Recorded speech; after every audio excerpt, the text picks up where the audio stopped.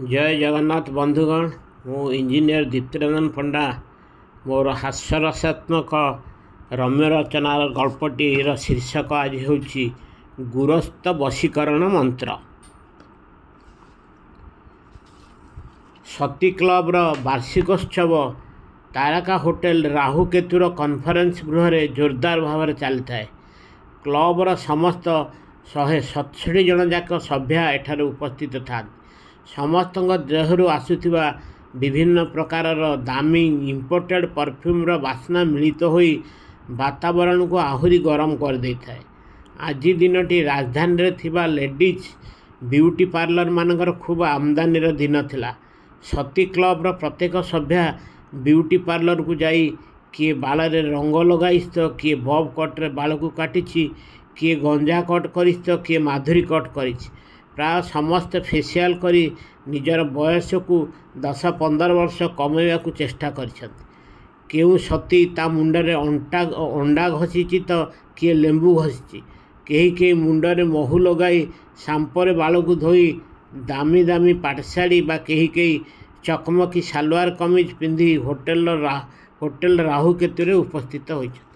पाखरु देखिले कहार ओठरे नाली रंग लिपस्टिक बोला होइछ तो किए नेली बा किए शुआ पखिया रंगरे ओठ को सजाई, कहीं शाढ़ी बा ओढ़णी को गोल्डन कलर सेफ्टी पिन द्वारा पिन करिछंत। दूरରୁ सेमानकर हाई हिल पिंधा चाली वातावरण को आहुरी संगीन कर देछ। निजर टाँसिया गाल को किए काकुड़ी घसी कौलिया करिछ तो किए टमाटो बा किए उग्र प्रसाधन सामग्री घसी यह करने को चेष्टा करिछ। यही सती क्लब आज को ठीक 15 वर्ष पूर्वे जमारू 12 जन सभ्या को नहीं आरंभ होता। यही क्लब्र सभ्या होगाकू हेले प्रथम कंडीशन होउची सेमाने निश्चिंत भावे एक बा अधिक स्वामी द्वारा परित्यक्ता होइतिबे किंबा सेमाने तांकर एक बा एकाधिक स्वामी को डाइभर्स करथिबे। जी जेते जन स्वामी को आवरी पारिला सी होउची सेते बड़ सती। प्रतिवर्ष वार्षिकोत्सव सही वर्षर सती शिरोमणि उपाधि सबुठारु अधिक स्वामी ठारु तड़ा खाइथिबा बा निजे स्वामी मान को तड़ीथिबा सभ्या को दिया जाए।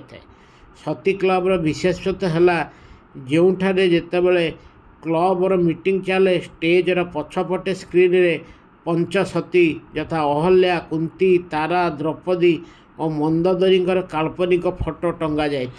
सभा आरंभ पूर्व प्रत्येक सभ्या सीट्रु छिड़ा होई 1 मिनिट नीरव शपथ नियंती किपरि सेमाने यही सती मान को टपिबे एवं समस्तंकर मुख्य लक्ष्य सती शिरोमणि उपाधि पाइबा।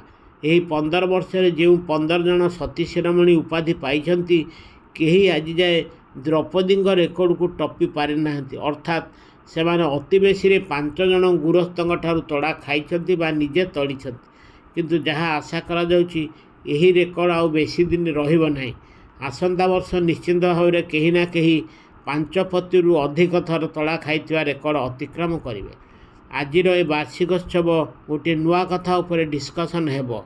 सती क्लब्र सभापति श्रीमती वज्रस्वला देवी तांकर भाषण माध्यम प्रत्येक सभ्या को गुरस्थ वशीकरण मंत्र प्रदान करेंगे। वज्रस्वला देवी रेकर्ड होउची वर्तमान सुधा 4 जन स्वामी डाइभर्स कर सारी तांकर जिदखरिया स्वभाव जो तांकर वर्तमान बयस 50 वर्ष हेले मध्य उग्र मेकअप जो 30 वर्षिया भली देखा जाती। तांकर वर्तमान स्वामी श्रीयुक्त जाम्बवान सिंह मध्य अनुरूप एक्सपीरियंस होल्डर। जाम्बवान बाबू 6 जन स्त्री को डाइभर्स कर 55 वर्ष बयस वज्रस्वला देवी को आपणाई। समाज रे गुरस्थ मान तड़ा खाई खाई जो सती माने बहुत अपमानजनक परिस्थिति रे पड़िछंती सेमानकु तांको प्रेसिडेंट दिव्य ज्ञान देबे। सेमाने समस्ते एबे सतर्कतार सहित निजर वर्तमान गुरस्थ मानकु किपरि वशीकरण करिवे एवं भविष्यत रे आउ केबे तड़ा खाइबे नाही ताहारी उपरे आलोचना हेबो। समस्ते कागज कलम धरी रेडी होई रहिछंती। वज्रस्वला देवी निज परीक्षित 10 सूत्री मंत्र समस्त को अवगत कराइबे। वज्रस्वला देवी मंत्र गुड़िक एहीपरि।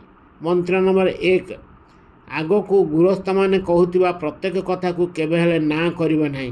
ସଦାବେଳେ କେବଳ ହଁ କରିବ, ଇଚ୍ଛା ପଥକେ ନା ହେଉ। ତେଣୁ ଜିଭକୁ ଟିକେ ସତର୍କତା ସହ ଚାଳନା କରିବା ଫଳରେ ଦେଖିବ ତୁମର ନିଶ୍ଚିନ୍ତ ବିଜୟ ହେବ ଏବଂ ଗୃହସ୍ଥ ବଶୀକରଣର 1 ନମ୍ବର ମନ୍ତ୍ର ନିଶ୍ଚିନ୍ତ ଭାବେ କାଟୁ କରିବ। ମନ୍ତ୍ର ନମ୍ବର 2, ଗୃହସ୍ଥ କୌଣସି କାମରୁ ଘରକୁ ଫେରିବା ସଙ୍ଗେ ସଙ୍ଗେ କେବେ ହେଲେ ଘରେ ଏଇଆ ନାହିଁ ସେଇଆ ନାହିଁ ବୋଲି କହିବ ନାହିଁ। ଏପରି ଯଦି କରୁଥାଅ ପଇସା ଖର୍ଚ୍ଚ ଭୟରେ ଗୃହସ୍ଥର କୋପଦୃଷ୍ଟି ନିଶ୍ଚିନ୍ତ ଭାବେ ତୁମ ଉପରେ ପଡ଼ିବ। ତେଣୁ ଏହିପରି ଘଡ଼ିସନ୍ଧି ମୁହୂର୍ତ୍ତରେ ପତି ଘରେ ଉପସ୍ଥିତ ହେବା ମାତ୍ରକେ ସର୍ବତ କିମ୍ବା ଗୃହସ୍ଥମାନଙ୍କ ପସନ୍ଦ ମୁତାବକ ଜିନିଷ ଛଣାଛଣି କରି ପ୍ରଥମେ ଦେବ ଏବଂ ଯେତେବେଳେ ଗୃହସ୍ଥର ମୁଣ୍ଡ ଥଣ୍ଡା ହେବ ବୋଲି ଜାଣିବ ସେତେବେଳେ ତୁମେ ତୁମର ଫରମାସି ଜାରି କରିବ। ମନ୍ତ୍ର ନମ୍ବର 3, କେତେବେଳେ ମଧ୍ୟ ଗୃହସ୍ଥମାନଙ୍କ ଆଗରେ ମୋର ପାଠଶାଳୀ ଦରକାର, ଗହଣା ଦରକାର, ଅନ୍ତର୍ବାସ ଦରକାର କିମ୍ବା କସ୍ମେଟିକ୍ସ ଦରକାର ବୋଲି କହିବ ନାହିଁ। କାରଣ ପଇସା ଖର୍ଚ୍ଚ ହେବାକୁ ଦେଖିଲେ ଗୃହସ୍ଥମାନଙ୍କର ବ୍ଲଡ଼ ପ୍ରେସର ସଙ୍ଗେ ସଙ୍ଗେ ବଢ଼ିଯିବ ଏବଂ କେତେକ କେସ୍ରେ ହାର୍ଟ ଆଟାକ୍ ହେବା ଫଳରେ ତୁମ୍ଭେମାନେ ବିଧବା ହୋଇଯାଇପାର କିମ୍ବା ତୁମ୍ଭେମାନେ ତଡ଼ା ଖାଇଯାଇପାର। ଯଦି ଏହିସବୁ ଜିନିଷ ତୁମର କିଣିବାର ଥାଏ ତେବେ ତୁମ ନିଜ ସଞ୍ଚିତ ଅର୍ଥରୁ ବା ନିଜ ବାପ ଘରୁ ପଇସାରୁ ହିଁ କିଣିବ। ଏହା ଫଳରେ ତୁମ ଦେଖିବ ଗୃହସ୍ଥ ବଶୀକରଣ କେତେ ସହଜ ହୋଇଯିବ। ମନ୍ତ୍ର ନମ୍ବର 4, ତୁମେମାନେ ମଲା ଯାଏ ବୟସ ଯେତେ ହେଉନା କାହିଁକି ନିଜର ମୁଣ୍ଡର ବାଳକୁ କଳା ରଖିବାକୁ ଚେଷ୍ଟା କରିବ। କେଶ କଳା ନିଜେ ଲଗାଅ ବା ବିୟୁଟି ପାର୍ଲରକୁ ଯାଅ। ଏହା କରିବା ଫଳରେ ଗୃହସ୍ଥମାନେ ଆଉ ବାହାର ସ୍ତ୍ରୀଙ୍କୁ ଚାହିଁବେ ନାହିଁ ଏବଂ କେବଳ ତୁମ ଆଡ଼କୁ ଆଟ୍ରାକ୍ଟ ହୋଇ ମହୁ ଖାଇବେ ଏବଂ ବଶୀଭୂତ ହେବେ। ଆହୁରି ମଧ୍ୟ କହି ରଖୁଛି ଯେ ତୁମର ଶୁଖିଲା ପଥୁରିଆ ଗାଲରେ ପାଉଡ଼ର ଓ କସ୍ମେଟିକ୍ସ ମାଖିବାକୁ ଭୁଲିବ ନାହିଁ। ନିଜର ଦେହରେ ବସିଥିବା ମଳିକୁ ସୋଡ଼ା ଦ୍ୱାରା ତରଡ଼ା ଘଷି ସଫା କରିବ। ଏହା ଫଳରେ ତୁମକୁ କେବେ ହେଲେ ଚର୍ମ ରୋଗ ହେବ ନାହିଁ ଏବଂ ତୁମର ଚର୍ମ ଚିକଣିଆ ହେବା ଫଳରେ ଗୃହସ୍ଥମାନେ ଯେତେବେଳେ ତୁମକୁ ଆଉଁସିବେ ଆଉ ତାଙ୍କ ହାତରେ ବେଣ୍ଡି ହେବ ନାହିଁ। ମନ୍ତ୍ର ନମ୍ବର 5, ସ୍ୱାମୀର ପାଖରେ ଶୋଇଥିଲା ବେଳେ ଗାଈ ଯେପରି ବାଛୁରୀକୁ ଶୁଙ୍ଘେ ତୁମେ ସ୍ୱାମୀର ଦେହକୁ ଶୁଙ୍ଘି ତାର ଝାଳୁଆ ଦେହକୁ ସେଣ୍ଟ ଭଳି ଭାସୁଛି ବୋଲି କହିବ ଯଦିଓ ଇଚ୍ଛା ନଥିବ। ସ୍ୱାମୀ ବିଶ୍ରାମ ନେଲାବେଳେ ଦିନକୁ ଅନ୍ତତଃ ଥରେ ବା 2 ଥର ତାଙ୍କର ଗୋଡ଼ ଏବଂ ଅଣ୍ଟାକୁ ମୋଡ଼ି ଦେବାକୁ ଭୁଲିବା ନାହିଁ। ଗୋଡ଼ ମୋଡ଼ାର ମଜା ଯେଉଁ ଗୃହସ୍ଥ ପାଇଥିବ ସେ କେବେ ବି ତା ସ୍ତ୍ରୀକୁ ତଡ଼ିବ ନାହିଁ।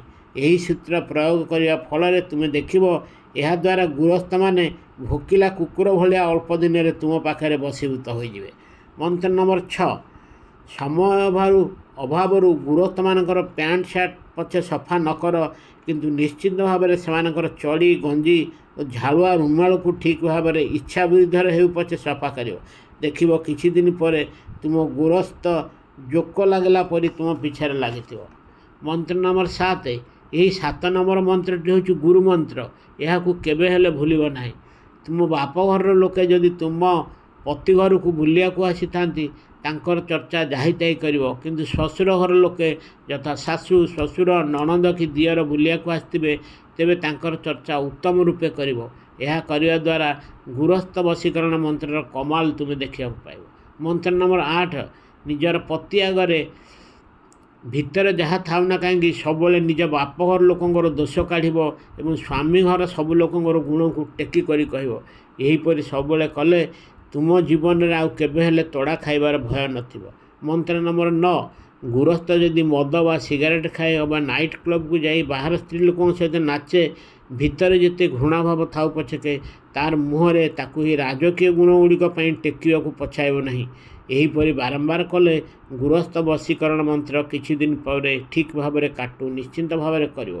ମନ୍ତ୍ର ନମ୍ବର 10, ଯଦି ପ୍ରଥମ 9ଗୋଟି ମନ୍ତ୍ର ଆପ୍ଲାଏ କରିବା ସତ୍ତ୍ୱେ କେତେବେଳେ କେମିତି ପତି ପତ୍ନୀ ଭିତରେ ଗଣ୍ଡଗୋଳ ହୁଏ ତେବେ ତୁମ୍ଭମାନେ ନିଜ ଆଡ଼ୁ ଯାଇ ପତିର ଗୋଡ଼ ପାଖରେ କଚାଡ଼ି ହୋଇ ପଡ଼ିବ ଏବଂ ପତିର ଗୋଡ଼ ଦୁଇଟିକୁ ଟିଙ୍କ ଜାବୁଡ଼ି ଧରିଲା ଭଳି ଜାବୁଡ଼ିବ ଏବଂ ପତିକୁ ବାରମ୍ବାର ମୋର ଭୁଲ ହୋଇଯାଇଛି ମୋତେ କ୍ଷମା କର ବୋଲି କହିବ। ଶେଷକୁ ଦେଖିବ କିଛି ସମୟ ପରେ ଗୃହସ୍ଥର ରାଗ ପାଣି ଫୋଟକା ପରି ମିଳାଇଯିବ ଓ ତୁମକୁ ଆପଣେଇବାକୁ ବାଧ୍ୟ ହେବେ।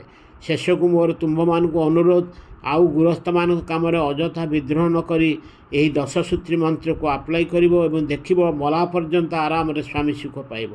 ଏହି ସୂତ୍ର ଯୋଗୁଁ ଯେଉଁଦିନ ଦେଖିବ ତୁମ ଗୃହସ୍ଥ ତୁମର ଗୋଡ଼ ଏବଂ ଅଣ୍ଟା ମୋଡ଼ିଦେବ ସେତେବେଳେ ଜାଣିବ 10 ସୂତ୍ରୀ ମନ୍ତ୍ର ଶତକଡ଼ା 100 ଭାଗ କାଟୁ କରିଛି ବୋଲି। यही सब महामंत्र दे सती क्लबर प्रेसिडेंट श्रीमती वज्रस्वला देवी यही वर्षर सती शिरोमणि उपाधि श्रीमती नीलठा देवी को प्रदान करते एवं वार्षिक अधिवेशन सांग करते। आज एतिकी यदि आपण को यही रम्य रचना व हास्यरसात्मक